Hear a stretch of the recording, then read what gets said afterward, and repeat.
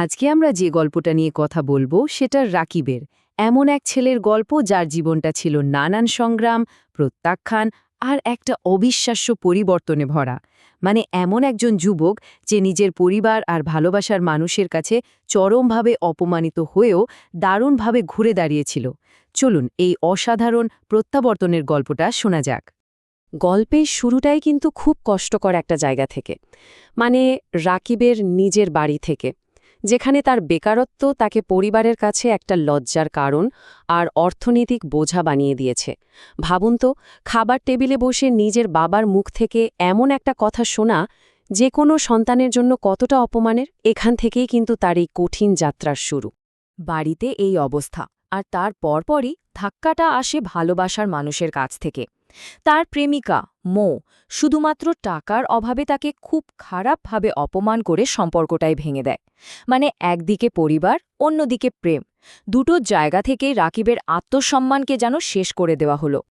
তো এই পর্যায়ে আমরা দেখব রাকিবের হতাশাটা ঠিক কতটা গভীরে পৌঁছেছিল।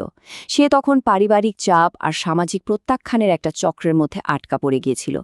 তার চারপাশের পৃথিবীটা যেন একটা বিভীষিকা হয়ে উঠেছিল। বাড়িতে রাকিবের দিনগুলো কাটত, মানে এক কথায় বলতে গেলে নরকের মতো। তাকে সারাক্ষণ পরিবারের বোঝা বলে শোনানো হতো। তার নিজের বাবা তাকে খাবার দিতে চাইতেন না, আর বড় ভাই তো সুযোগ পেলেই বলতো, বুড়ো বাপের ঘাড়ে বসে খাচ্ছিস, তোর লজ্জা করে না? মানে নিজের বাড়িতেই তার খাওয়ার অধিকারটুকুও ছিল না। এতেই কিন্তু পরিষ্কার হয়ে যায় যে ওদের সম্পর্কের ফাটলটা ঠিক কোথায় ধরেছিল। একদিকে মৌ চাইত দামি উপহার, ভালো রেস্টুরেন্টে খাওয়া দাওয়া, আর অন্যদিকে রাকিবের সামর্থ্য ছিল খুব সাধারণ, হয়তো পার্কে বসে বাদাম বা ফুচকা খাওয়ানোর মতো।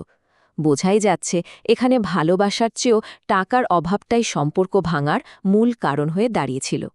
কিন্তু জানেন তো, সবচাইতে অন্ধকার সময়ের পরেই ভোর আসে। রাকিবের জীবনেও ঠিক তাই হলো। এই চরম হতাশার মধ্যে একটা মরিয়া পদক্ষেপ অপ্রত্যাশিতভাবে তার জন্য একটা নতুন দরজা খুলে দিল। চলুন দেখি কিভাবে গল্পের মোড়টা ঘুরে গেল। তখন রাকিবের মনে বোধহয় এই একটাই প্রশ্ন ঘুরছিল। চারদিক থেকে অপমানিত আর প্রত্যাখ্যাত হয়ে একদম খালি হাতে সে বাড়ি ছাড়ল। তার সামনে তখন শুধু এক রাশ হতাশা আর অনিশ্চিত একটা ভবিষ্যৎ। ভাবা যায় অবস্থাটা ঠিক কতটা খারাপ হলে একজন মানুষ এই পর্যায়ে যেতে পারে। নিজের এই পরিস্থিতি থেকে মুক্তি পেতে রাকিব এতটাই মরিয়া হয়ে গিয়েছিল যে সে নিজের শরীরের একটা অংশ বিক্রি করে হলেও বিদেশে চলে যেতে চেয়েছিল। আর ঠিক তখনই যখন মনে হচ্ছিল সব শেষ, তখন রাসেল নামের একদম অচেনা একজন মানুষ তার জীবনে এলেন এক দেবদূতের মতো। তিনি রাকিবের অবস্থাটা বুঝতে পেরে কোনো শর্ত ছাড়াই তাকে বিদেশে যাওয়ার সব টাকা দেওয়ার প্রস্তাব দেন। এই একটাই সাহায্য রাকিবের জীবনের মোড় পুরোপুরি ঘুরিয়ে দিয়েছিল। আচ্ছা, এবার চলুন এক লাফে ৫ বছর সামনে চলে যাই, যেখানে ভাগ্যের এক নাটকীয় পরিবর্তন আমাদের জন্য অপেক্ষা করছে। যে রাকিব একদিন অপমানিত হয়ে বাড়ি ছেড়েছিল, সে আজ ফিরে এসেছে একদম নতুন এক পরিচয়ে। এই ৫টা বছর মানে আকাশ পাতাল তফাত। যে ছেলেটা একরাশ লজ্জা আর হতাশা নিয়ে দেশ ছেড়েছিল, সেই ছেলেই আজ ফিরে এসেছে মাথা উঁচু করে একজন সফল আর ধনী মানুষ হিসেবে। তার এই পরিবর্তনটা ছিল সত্যিই অবিশ্বাস্য। আর সবচেয়ে মজার বা বলা ভালো নাটকীয় পরিবর্তনটা দেখা গেল পরিবারের মধ্যে।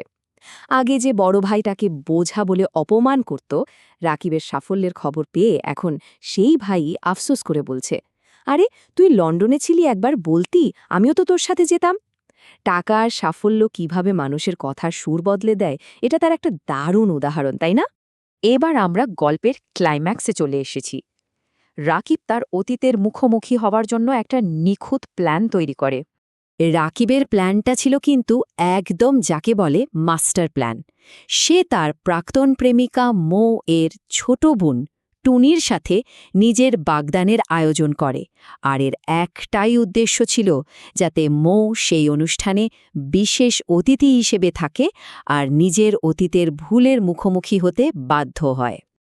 আর তারপর ঠিক অনুষ্ঠানের মাঝখানে যখন সবাই হাসি খুশি, তখন রাকিব একটা বোমা ফাটালো।